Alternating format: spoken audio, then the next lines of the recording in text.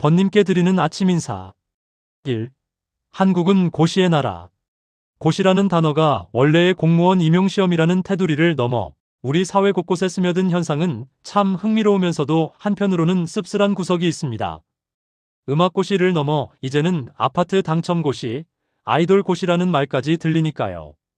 이런 현상을 분석해보면 크게 세 가지 측면으로 볼 수 있습니다. 극심한 경쟁과 자격증 사회.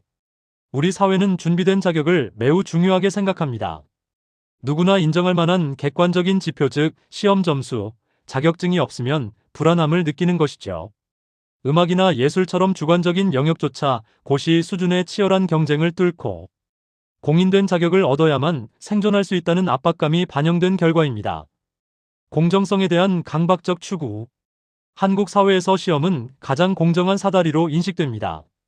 배경이나 인맥이 아닌 오직 실력 점수로만 판가름 나는 시스템에 대한 선호도가 매우 높죠. 그래서 어떤 분야든 경쟁이 치열해지면 그 과정을 고시화하여 서열을 매기고 정당성을 부여하려는 경향이 생깁니다. 희소 자원을 향한 쏠림 현상. 고시라는 말이 붙는 곳의 공통점은 공급보다 수요가 압도적으로 많다는 점입니다. 사법행정고시 안정적인 권력과 명예. 음악임용고시 안정적인 직장교사. 아파트고시 자산가치 상승. 결국 내가 원하는 자원이 너무나 한정되어 있기 때문에 그 문턱을 넘는 과정이 마치 과거를 보듯 처절해지는 것입니다. 결국 무슨 고시의 남발은 우리 사회가 안정적인 소수의 자리를 차지하기 위해 무한 경쟁을 벌이고 있으며 그 과정에서 오직 시험만이 유일한 공정이라고 믿게 된 사회적 단면을 보여줍니다. 낭만적이어야 할 예술이나 일상적인 삶의 영역까지 고시가 되어버린 현실이 조금 팍팍하게 느껴지기도 하네요. 음악고시 오케스트라 입단 시험. 음악을 전공하는 자녀를 둔 사람들 이야기로는 사회과학이나 공학 계열이었다면 벌써 교수 임용이 되고도 남았을 스펙, 즉 해외 명문대 박사, 국제 콩쿠르 입상 등을 가진 분들이 오케스트라의 평단원 자리를 놓고 수백 대 1의 경쟁을 벌이는 것이 한국의 일상이라 합니다.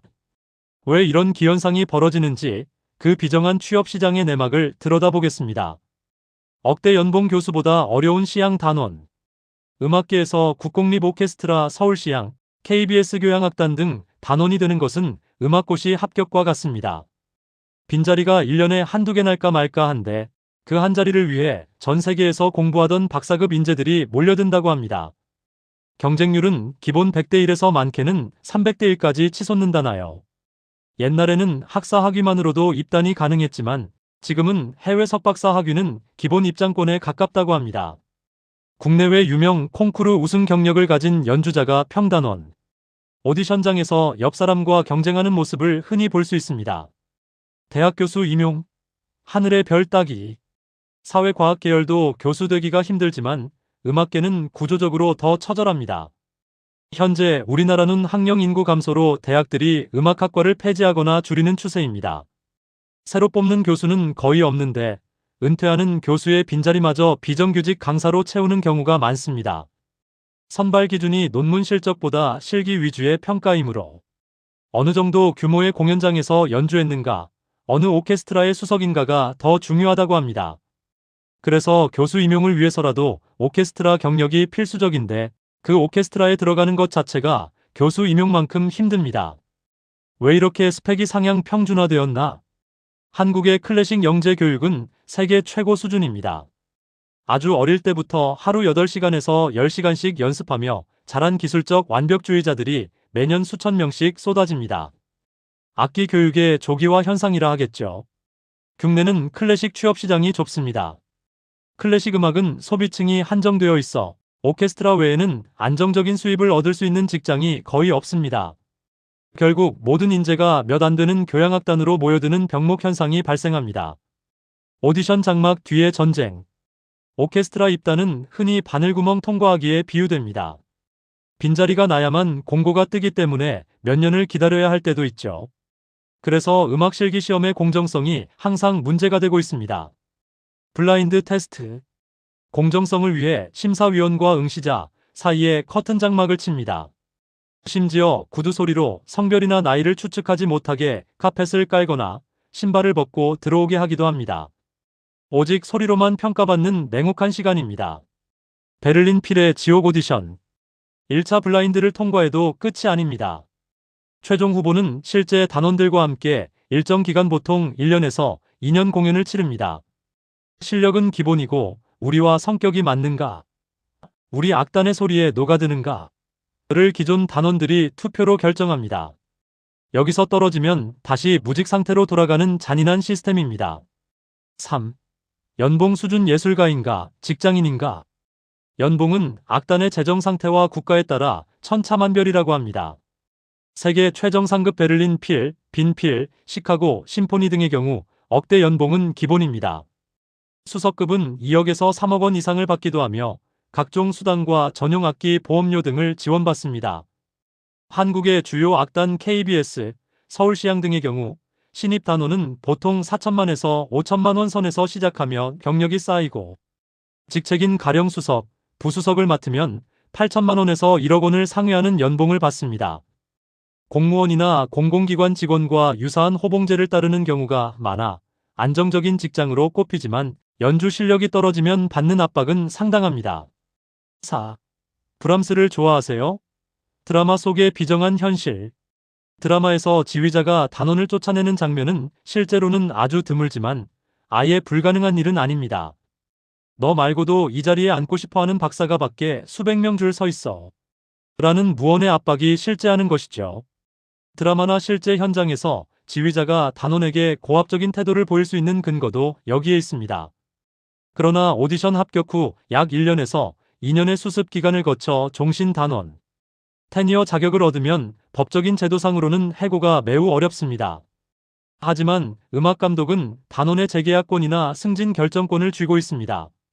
지휘자가 저 단원과는 도저히 음악을 못하겠다라고 선언하면 사무국을 통해 은밀히 퇴진 압박을 가하거나 뒷줄로 자리를 배치하는 식으로 실력을 행사하기도 합니다.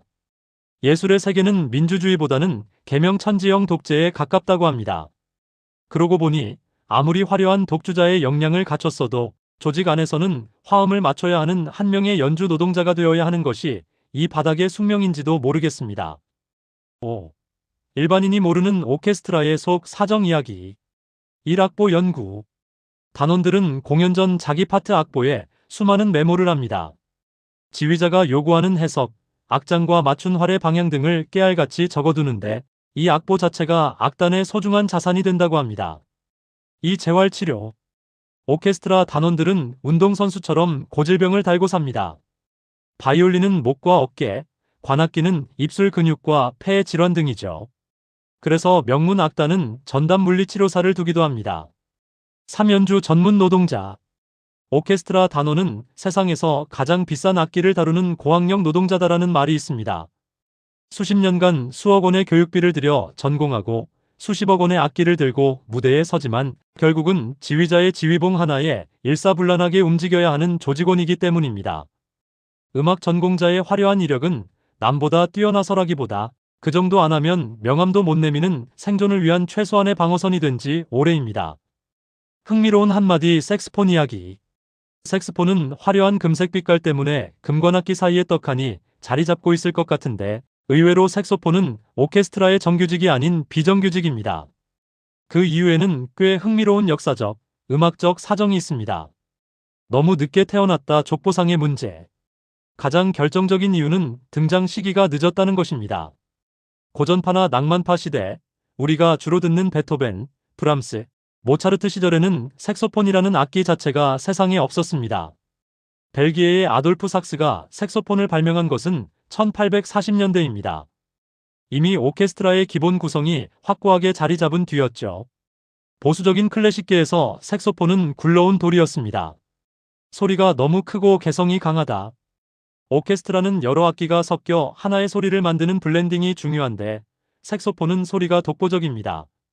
색소폰은 목관악기의 섬세함과 금관악기의 파워를 동시에 가졌습니다. 하나만 불어도 바이올린 수십 명의 소리를 뚫고 나옵니다. 그래서 음량의 깡패라 불립니다. 색스폰의 마우스피스는 나무리들을 쓰니 목관인데 몸체는 금속이니 금관 같습니다. 기존 악기들 사이에서 조화를 이루기가 쉽지 않았습니다. 재즈의 악기라는 선입견. 20세기 들어 색소폰이 재즈에서 폭발적인 인기를 끌면서 클래식 작곡가들에게는 유흥업소 악기 혹은 가벼운 대중음악 악기라는 편견이 생기기도 했습니다. 이 때문에 정통 클래식 오케스트라에 입성하기가 더더욱 어려워졌죠. 그럼에도 불구하고 스페셜 게스트로 쓰이는 경우가 있습니다. 색소폰이 아예 안 나오는 건 아닙니다. 라벨의 볼레로 중반부에 색소폰 솔로가 아주 매혹적으로 등장합니다. 무소르그스키의 전람회의 그림 고성, 더 올드 캐설 파트에서 애절한 알토 색소폰 솔로가 나옵니다. 비제의 아르레 여인 클래식 오케스트라에서 색소폰이 얼마나 아름다울 수 있는지 보여주는 대표작입니다. 6. 티켓 가격. 국내 주요 오케스트라 서울시향, KBS 교향악단, 국내 국공립 악단들은 세금과 수신료 등으로 운영되기 때문에 시민들이 클래식 음악을 향유할 수 있도록 티켓 가격을 비교적 합리적으로 책정합니다. 티켓 가격 보통 1만원에서 12만원 사이입니다. C석과 B석 1만원에서 3만원 합니다. 학생이나 입문자에게 인기가 많습니다. S석과 A석은 5만원에서 9만원, A석은 10만원에서 12만원 내외. 매진 현황. 정명훈 KBS 교향악단, 야프 판즈베던 서울시향 등 스타 감독의 정기 공연이나 조성진, 임윤찬 같은 유명 협연자가 출연하는 날은 예매 시작과 동시에 광클 전쟁이 벌어지며 순식간에 매진됩니다. 일반적인 정기 연주회도 R석과 저렴한 좌석 위주로 먼저 소진되며 공연 당일에는 대부분의 좌석이 차는 편입니다. 해외 유명 오케스트라 내한 공연 빈 필, 베를린 필 등 해외 악단은 수백 명의 인원과 악기가 비행기로 이동하는 막대한 비용, 항공료, 체재비, 운송비가 티켓값에 고스란히 반영됩니다. 티켓 가격 보통 7만원에서 45만원 수준으로 매우 비쌉니다. 최고 등급인 R석이나 VIP석은 35만원에서 45만원, 최저 등급 7만원에서 10만원. 매진 현황. 가격이 상당함에도 불구하고 1년에서 2년에 한 번 올까 말까 한 희소성 때문에 인기가 매우 높습니다. 특히 베를린 필하모닉이나 빈 필하모닉 같은 빅3급 악단은 티켓 오픈 당일 A석부터 매진되는 기현상이 벌어지기도 합니다.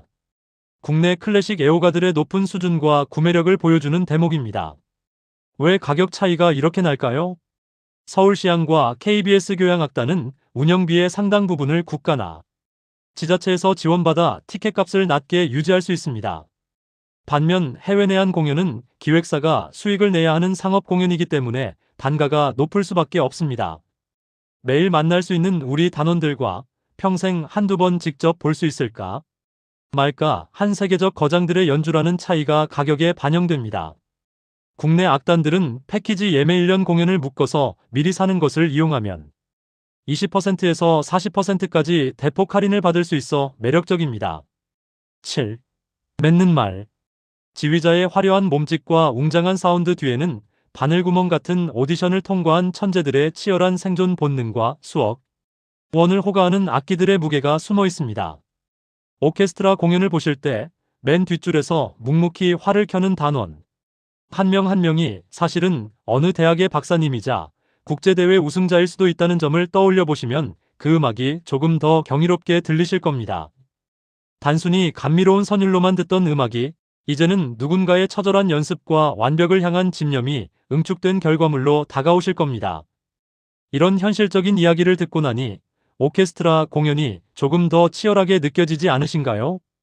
구독, 시청해주셔서 감사합니다.